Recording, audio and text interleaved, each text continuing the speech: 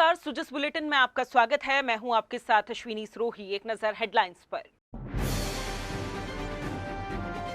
महिला सशक्तिकरण की दिशा में राज्य सरकार का बड़ा कदम। विमेन एक्सीलेंस अवार्ड समारोह में मुख्यमंत्री ने कहा, महिलाओं को जल्द मिलेगा फ्री मोबाइल।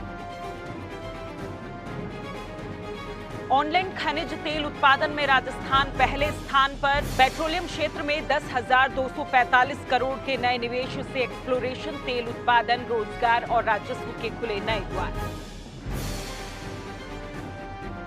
कृषि संकाय की छात्राओं को अब मिलेगी 40,000 रुपए तक की प्रोत्साहन राशि। 50 राजकीय उच्च माध्यमिक विद्यालयों में कृषि संकाय शुरू करने की मुख्यमंत्री ने दी मंजूरी। गुरु पुष्य संयोग पर देवस्थान विभाग की नई पहल। प्रदेश के सभी मंदिरों में गुरुवार को फहराया जाएगा पीला ध्वज। मुख्यमंत्री श्री अशोक गहलोत ने आज जयपुर में सखी गुलाबी नगरी संस्था के विमेन एक्सीलेंस अवार्ड समारोह में शिरकत की।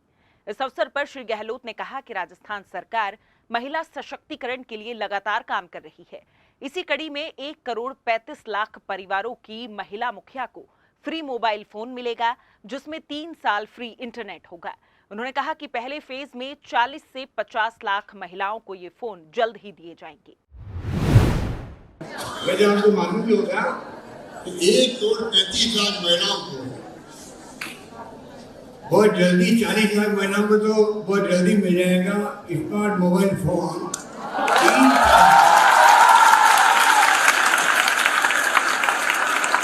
3 साल की इंटरनेट सेवा फ्री, 3 सालों में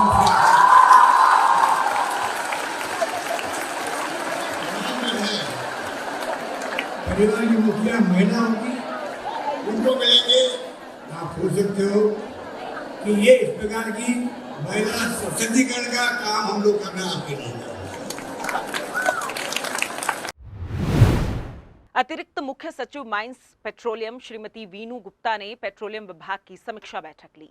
इस दौरान उन्होंने कहा कि राज्य में पेट्रोलियम क्षेत्र में 22,838 करोड़ के निवेश प्रस्तावों में से 10,245 करोड़ का नया निवेश किया जा चुका है। एसीएस श्रीमती गुप्ता ने बताया कि मुख्यमंत्री श्री अशोक गहलोत ने प्रदेश में ज्यादा से ज्यादा निवेश पर जोर दिया है। प्रदेश में पेट्रोलियम क्षेत्र में एक्सप्लोरेशन और खनन कार्य को गति मिली है। वहीं नए निवेश से हजारों लोगों के लिए रोजगार की राह खुलने लगी है। उन्होंने बताया कि राजस्थान आज ऑनलाइन क्षेत्र में देश में सबसे ज्यादा खनिज कच्चा तेल उत्पादक प्रदेश बन गया है। प्रदेश के 50 राजकीय उच्च माध्यमिक विद्यालयों में कृषि संकाय शुरू होगा। इनमें पढ़ने के लिए प्रति विद्यालय एक कृषि व्याख्याता के नए पदों का भी सृजन किया जाएगा।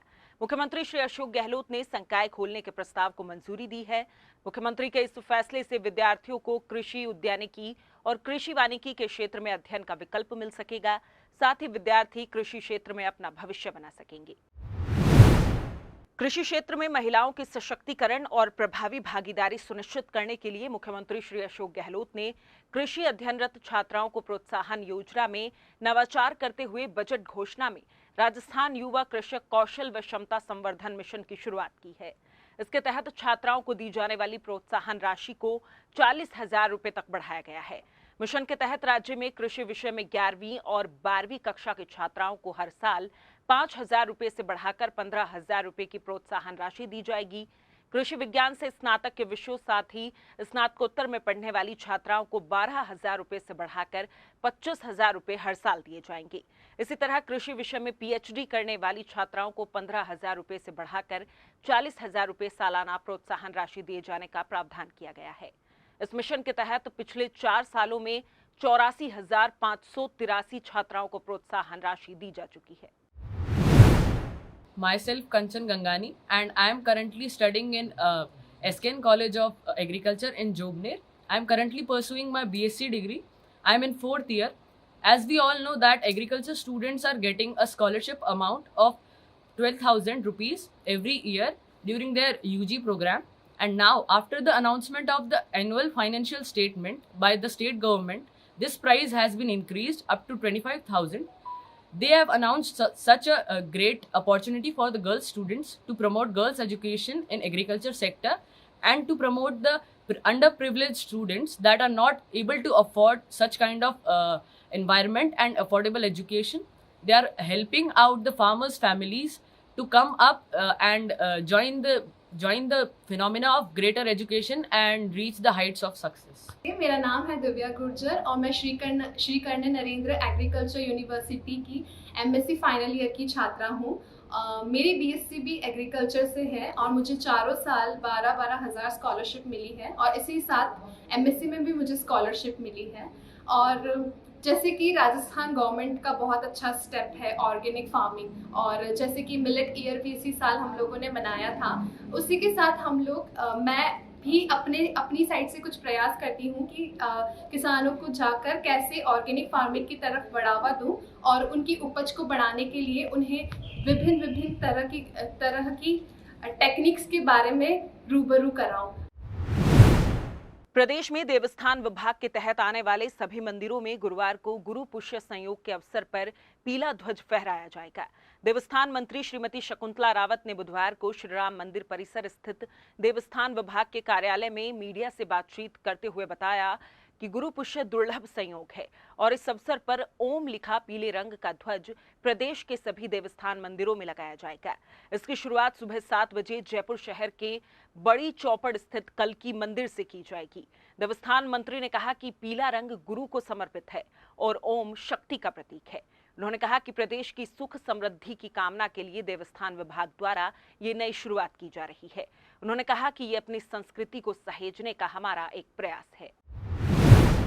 25 मई 2023 को गुरु पुष्य जो दुर्लभ एक संयोग है, एक देखा जाए तो ग्रंथों के हिसाब से, और तो हमने एक नया आयाम स्थापित करने के लिए कि गुरु पुष्य दुर्लभ संयोग पर हम एक हमारे जो देवस्थान विभाग के जितने भी मंदिर हैं उन पर हम गुरु का प्रतीक झंडा लगाएं, क्योंकि बृहस्पतिवार का कलर पीला होता है गुरु का और ओम एक शक्ति है। तो इसलिए हमने इस दिन को चुना क्योंकि ये ज्येष्ठ मास की शुक्ल पक्ष में पंचमी है। तो हम कल सभी को सुबह 6 बजे के लिए कह रहे हैं कि सब आएं और अपने मंदिरों में ये झंडा लगाएं, क्योंकि गुरु पुष्य दुर्लभ संयोग जो कभी कभी बैठता है, कितने वर्षों बाद ये बैठा है बृहस्पतिवार के दिन। तो हमने ये दिन चुना कि हम हमारे जितने भी मंदिर हैं उसमें हम ये लगाएंगे। महंगाई राहत कैंपों में प्रदेशवासियों को राज्य सरकार की 10 प्रमुख योजनाओं का लाभ मिल रहा है। आमजन इन कैंप्स में रजिस्ट्रेशन करवाकर राहत की गारंटी लेकर घर जा रहे हैं। उद्योग एवं देवस्थान मंत्री श्रीमती शकुंतला रावत ने महंगाई राहत कैंपों को लेकर कहा कि इनके जरिए मुख्यमंत्री श्री अशोक गहलोत का बचत, राहत और बढ़त का सपना साकार हो रहा है। मुख्यमंत्री गांवों ढाणियों में जाकर महंगाई राहत शिविरों का दौरा कर रहे हैं और सभी में ऊर्जा का संचार कर रहे हैं। जो माननीय मुख्यमंत्री जी ने शुरुआत करी थी महंगाई राहत के, आपने देखा होगा कि माननीय मुख्यमंत्री महोदय खुद 30 दिन में, मेरे हिसाब से 20 दिन से ऊपर 23-24 में ही गए होंगे। तो सभी जगह महंगाई राहत कैंप का जो एक दौरा किया माननीय मुख्यमंत्री महोदय ने, तो वो एक ऊर्जा प्रदान की पूरे राजस्थान में। प्रत्येक ग्राम पंचायत पर जो महंगाई राहत कैंप लगाए गए और तहसील स्तर पर हमारे स्थायी कैंप लगाए गए। नया एक कदम माननीय मुख्यमंत्री जी का था, एक नया आयाम स्थापित किया। आपने देखा कि 5 करोड़ से ऊपर, 5.5 करोड़ के लगभग लोग इन योजनाओं का लाभ से जुड़ रहे हैं और 1 करोड़ 19 लाख को तो लाभ हम चालू हो गया, उनको तो मिलना चालू हो गया। तो ये नया एक आयाम जो 1 महीने के अंदर पूरे राजस्थान में हर गांव, हर ढाणी, हर कस्बे, हर तहसील, बड़े शहर का आदमी, चाहे राजधानी जयपुर हो, बड़े बड़े शहर हो, हर व्यक्ति इनसे जुड़ने के लिए आ रहा है। और इससे पूरे राजस्थान में कोई भी घर ऐसा नहीं बचेगा जो कि योजनाओं से अनटच हो। हर व्यक्ति जुड़ना चाह रहा है, एक जोश है, एक मेले की तरह गाँव में लोग उमड़ रहे हैं ऐसी धूप के बाद में भी। तो ये माननीय मुख्यमंत्री जी का जो सपना है वो साकार हुआ है। बचत, राहत, बढ़त का जो उन्होंने नारे दिए वो सत्य हुआ है। सुजस बुलेटिन में फिलहाल इतना ही, फिर होगी आपसे मुलाकात, तब तक के लिए नमस्कार।